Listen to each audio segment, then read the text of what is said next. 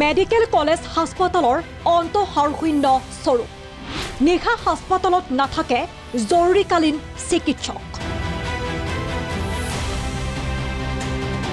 ৰাজ্য চৰকাৰে জিলাই মেডিকেল কলেজ স্থাপন কৰিলেও প্ৰকৃততে এইসমূহ চিকিৎসা মহাবিদ্যালয় হাস্পাতালৰ জৰিয়তে কেনেধৰণে উপকৃত হৈছে সৰ্বসাধাৰণ চিকিৎসা সেৱাৰ নামত শ কোটি টকা ব্যয় কৰা চৰকাৰৰ দ্বাৰা স্থাপিত একাংশ মেডিকেল কলেজ হাস্পাতালত গেষ্ট্ৰিক জ্বৰ কাহৰ দৰৱ নোপোৱাৰ অভিযোগ ৰোগীৰ দেওবাৰে নিশা ডিফু মেডিকেল কলেজ হাস্পাতালত সংঘটিত এটা ঘটনাই উদঙাই দিছে স্বাস্থ্য খণ্ডৰ চৰম শোচনীয় দিশ মেডিকেল কলেজ হাস্পাতালতো নিশা নাথাকে জৰুৰীকালীন চিকিৎসক ৰাজ্যৰ এগৰাকী জনপ্ৰিয় গায়ক ভৃগু কাশ্যপে নিজৰ ভাগিনৰ কাণত সোমোৱা এটা পোক উলিয়াই আনিবৰ বাবে ডিএমচিএইচৰ জৰুৰীকালীন সেৱা বিভাগত ভৰ্তি কৰাইছিল শুনক তাৰ পাছত কি অভিজ্ঞতা হ'ল জনপ্ৰিয় শিল্পীগৰাকীৰ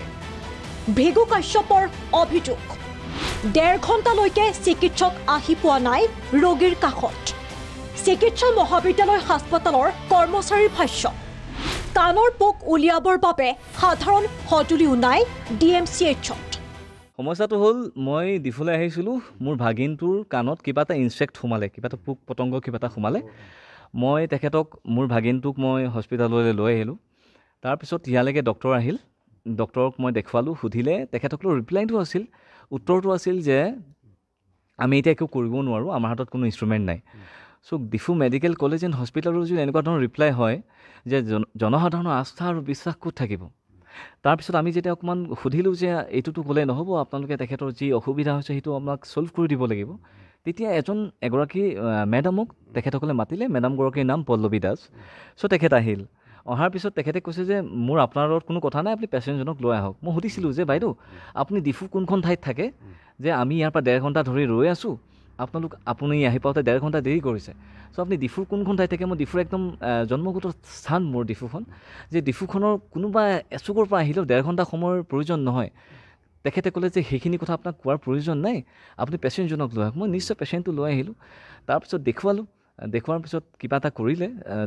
তেখেতৰ যি ইনষ্ট্ৰুমেণ্ট আহিলে সেইখিনি আনিলে কিন্তু মোৰ কথাটো হ'ল কি এই ডিফুৰ পাহাৰীয়া জিলাৰ মানুহখিনিক সহজে পাই পেলাই যদি তেখেতসকলে নিজৰ ডিউটি আৱাৰ্ছত গৈ পেলাই যদি ঘৰত শুই থাকে এইটো কিন্তু ডক্টৰ হিমন্ত বিশ্ব শৰ্মা ডাঙৰীয়াই ডক্টৰ কেশৱ মহন্ত ডাঙৰীয়াই এইখিনি খুব এটা নজৰ ৰাখিব লগা এটা বিষয় আৰু এই ক্ষেত্ৰত মই বিচাৰোঁ যে যিগৰাকী ডেপুটি ছুপাৰিণ্টেণ্ডেণ্ট অফ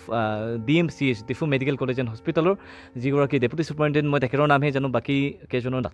নাম নাজানো ৰাতুল ঠাকুৰৰ ওপৰত তেখেতসকলে কিছুমান বিবেচনা চলাওক আৰু ৰাতুল ঠাকুৰক এই বিষয়ে জবাবদিহি কৰক যে কিয় অন কল ডক্টৰ ডিউটিত থকাৰ পিছতো তেখেতসকল ঘৰলৈ গুচি যায় কেলে এজন পেচেণ্ট আহি এতিয়াও 2023 চনতো 1.5 ঘণ্টালৈকে ডিফু মেডিকেল কলেজ এণ্ড হস্পিটালত ৰ'ব লগা হয় গায়ক ভৃগু কাশ্যপৰ এই ভাষ্যই প্ৰমাণ কৰিলে যে মাথো অট্টালিকা আৰু ছাইনবোৰ্ডৰ বাহিৰে যেন সুব্যৱস্থা একোৱেই নাই ৰাজ্যখনত স্থাপিত একাংশ চিকিৎসা মহাবিদ্যালয় হাস্পাতালত ডিফুৰ পৰা দীপেন বৰাৰ সহযোগত news desk report Prag news